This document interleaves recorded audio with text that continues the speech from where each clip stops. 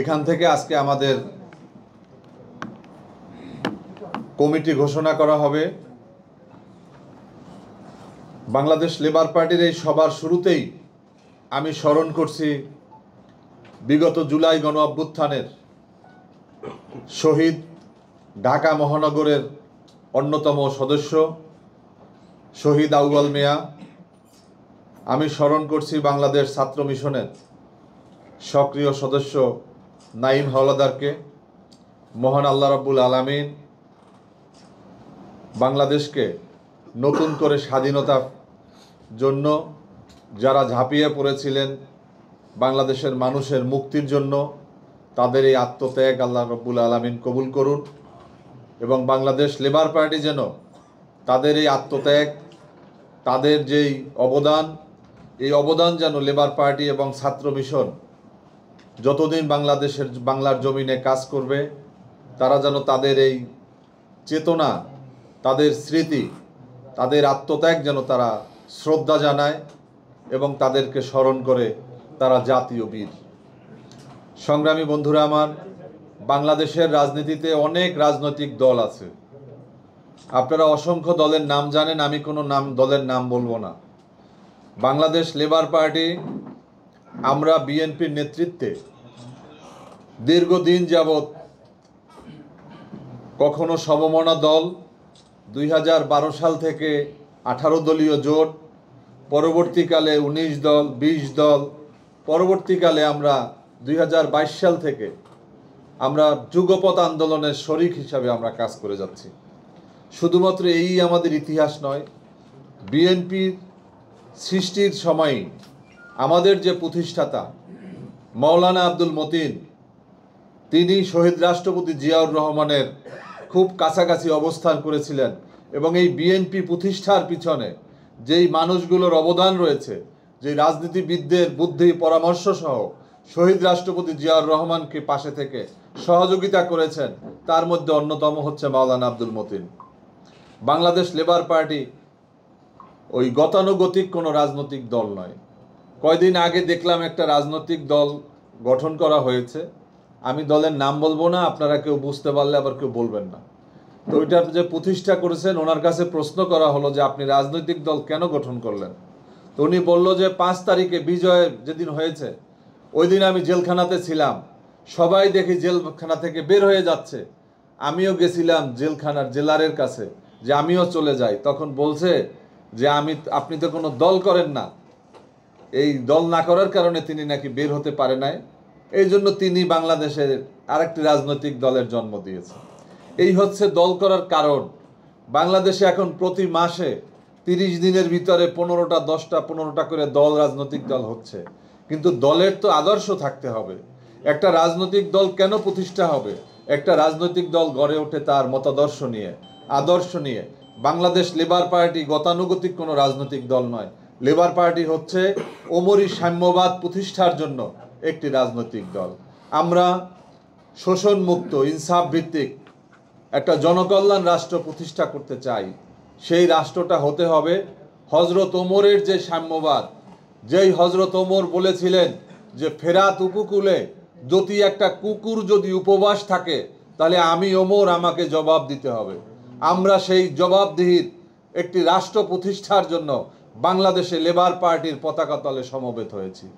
আমরা বিশ্বাস করি লেবার পার্টি যদি রাষ্ট্র ক্ষমতায় যাওয়ার সুযোগ হয়, লেবার পার্টি যদি কর্মী বাহিনী এবং নেতৃত্ব তৈরি করতে পারে, তারা সেই হযরত ওমরের যে অঙ্গীকার, যে একটা ফেরাত কুকুরের পর্যন্ত যে খবর নিতে পারবে, শুধুমাত্র মানুষ নয়।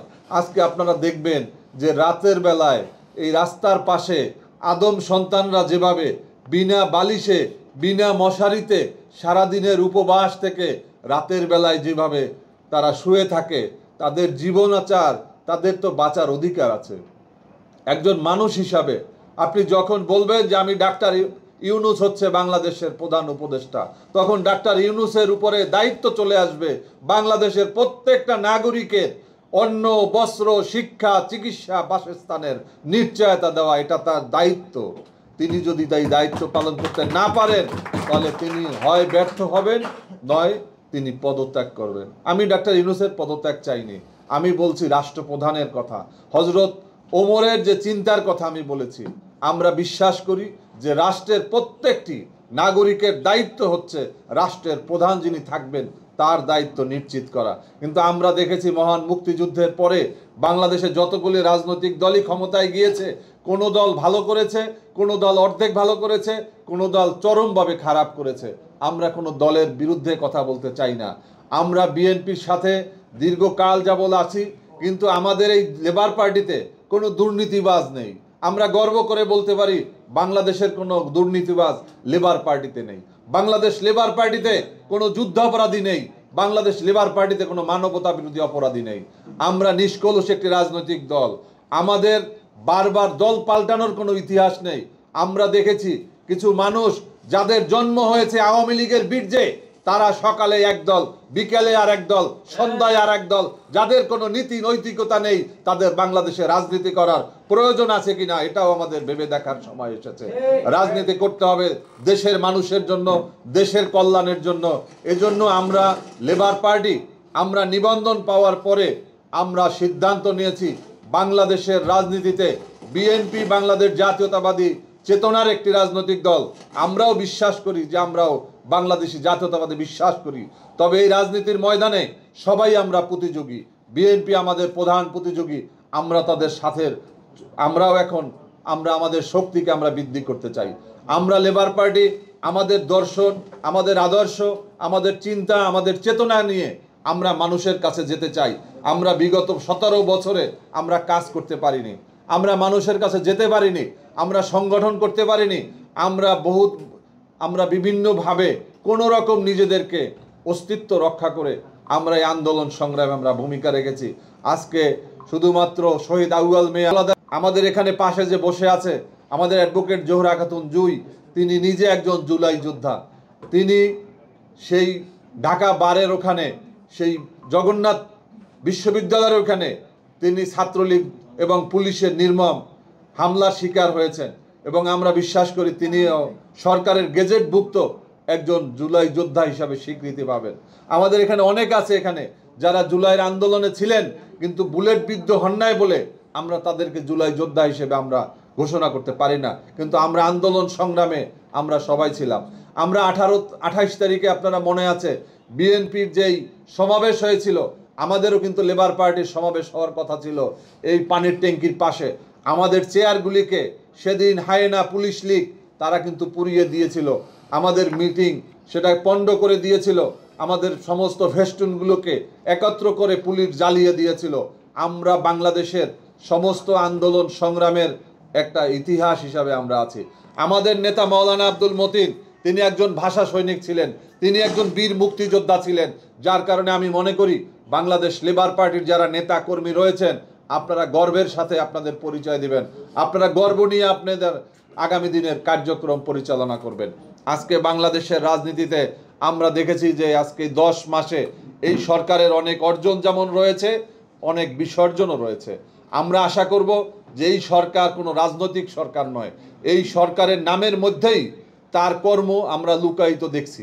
আমরা জানেন যে এই সরকার হচ্ছে অন্তর্বর্তীকালীন সরকার। পিছনে একটি সরকার ছিল, সামনে একটি সরকার আসবে, এর মাঝখানে যে সময়টুকু তাকে বলে অন্তর্বর্তীকালীন সরকার।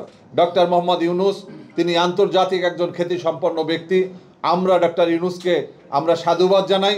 তিনি বাংলাদেশের মানুষের জন্য বিশেষ করে 5ই আগস্টের পরে তিনি যে দায়িত্ব নিয়েছেন, এই দায়িত্ব আমরা বিশ্বাস করি যে অন্য কারো উপর যদি এই দায়িত্ব দেওয়া হতো তাহলে আজকে এই খুনি হাসিনা ভারতে পালিয়ে যাওয়ার 3 ঘন্টার মধ্যে আবার বাংলাদেশে ফিরে আসতেন।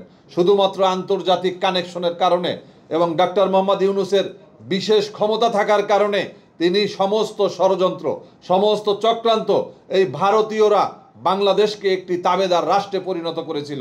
বিগত 17 বছরে বাংলাদেশের রাজনীতি, নির্বাচন এবং রাজনৈতিক দলগুলোকে যেভাবে দলন পীড়ন করেছে, তাতে আপনারা দেখেছেন যে বাংলাদেশের কোনো মানবাধিকার ছিল না, আইনের শাসন ছিল না, এখানে কোনো ন্যায় বিচার ছিল না।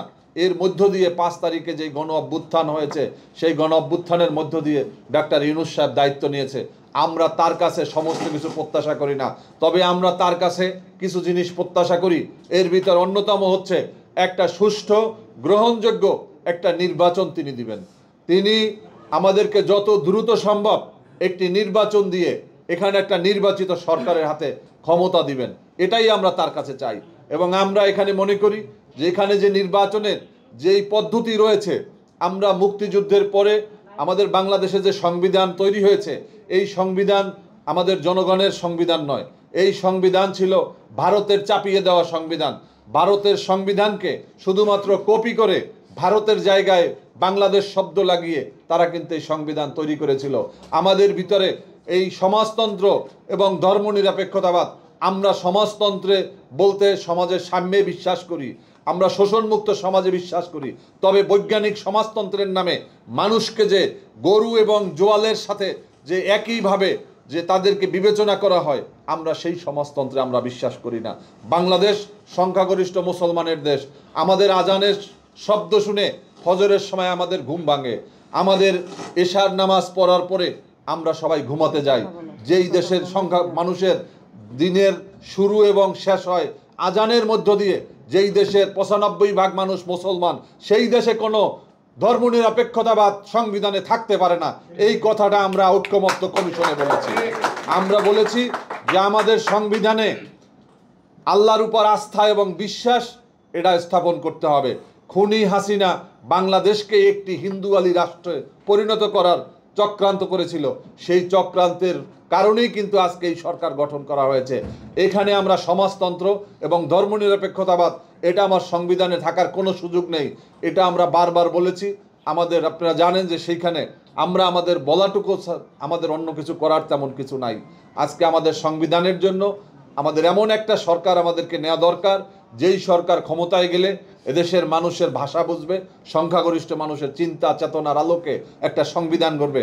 আমরা এই জন্য আমরা বিএনপির সাথে, আপনারা জানেন যে ২০১৮ সালে বিএনপির ২০ দলীয় জোট এবং সেই যে গণতন্ত্র জাতীয় ঐক্য ফ্রন্ট, সেই ঐক্য ফ্রন্টের মধ্য দিয়ে কয়েকটি দলকে বিএনপি আসন সমঝোতায় আমাদেরকে রাখছিল।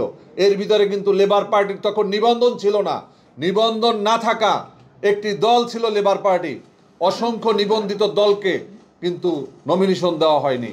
কিন্তু তার মধ্য দিয়ে আমাদের ভূমিকার কারণে, লেবার পার্টির ভূমিকার কারণে আমরা কিন্তু পিরোজপুর ২, ভান্ডারিয়া, কাউখালী এবং তৎকালীন জিয়ানগর এই আসনটি আমরা কিন্তু নির্বাচনের জন্য পেয়েছিলাম। আজকে লেবার পার্টির অনেক শক্তিশালী সংগঠন, লেবার পার্টি আজকে টেকনাফ থেকে তেঁতুলিয়া প্রত্যেকটা জেলাতে লেবার পার্টি আছে।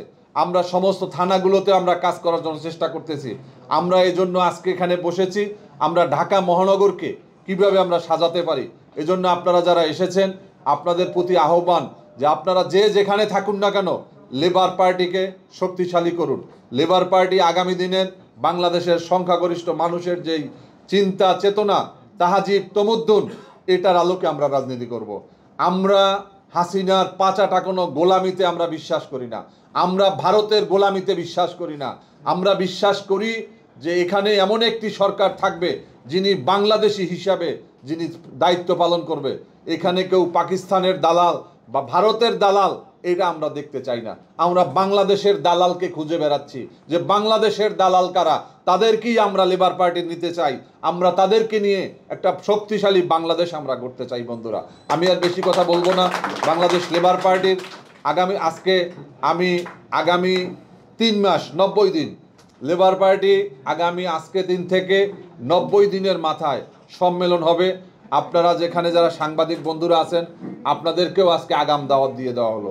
আজকে দিন থেকে ৯০ দিনের ভিতরে সম্মেলন হবে এবং সেই সম্মেলনে আমাদের পূর্ণাঙ্গ কমিটি ঘোষণা হবে।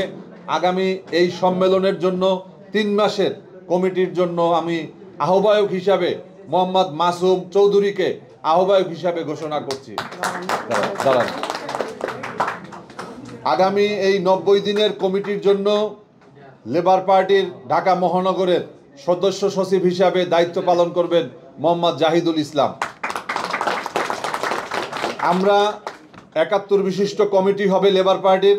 আমরা বাকি যাদের নাম আছে এটা আমরা পরে প্রকাশ করব এবং আমাদের প্রত্যেক থানা থেকে প্রতিনিধি থাকবে। এবং লেবার পার্টির আগামী যে সম্মেলন আজকে যেখানে করেছি, আমাদের আগামী প্রোগ্রাম হবে মিনিমাম কয়েক হাজার লোকের প্রোগ্রাম হবে ইনশাআল্লাহ। এবং আমরা চাই লেবার পার্টি একটা ব্যতিক্রমধর্মী রাজনৈতিক দল হবে। অনেক রাজনৈতিক দল অনেক সুন্দর সুন্দর বুলি অনেক ধরনের কথা বলেছে, তাদের কারো বিরুদ্ধে এক একজনের বিরুদ্ধে মোসাদের সাথে কানেকশনের সম্পর্ক আমরা শুনেছি, কারো বিরুদ্ধে রয়ের সম্পর্ক, আমাদের কারো বিরুদ্ধে সাথে কোনো সম্পর্ক নেই।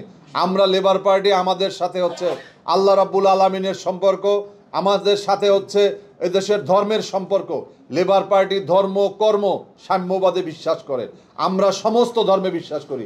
আমাদের রামকৃষ্ণ আসে নাই, আমাদের লেবার পার্টিতে খ্রিস্টান আছে, লেবার পার্টিতে মুসলমান আছে। আমাদের এখানে নিছক কোনো ধর্মের ভিত্তিতে লেবার পার্টিতে কোনো কমিটি হবে না। এবং যত বেশি পারেন সংখ্যা, আমাদের যে সমস্ত সংখ্যালঘু সম্প্রদায় রয়েছে তাদেরকে আমাদের সাথে নিয়ে আসবেন। আমরা একটা শক্তিশালী বাংলাদেশ গড়ার জন্য রাজনীতি করতে আসছি এবং সেই কাজে আমাদের যে দর্শন তা হচ্ছে ওমরি সাম্যবাদ। আপনাদের সবাইকে ধন্যবাদ।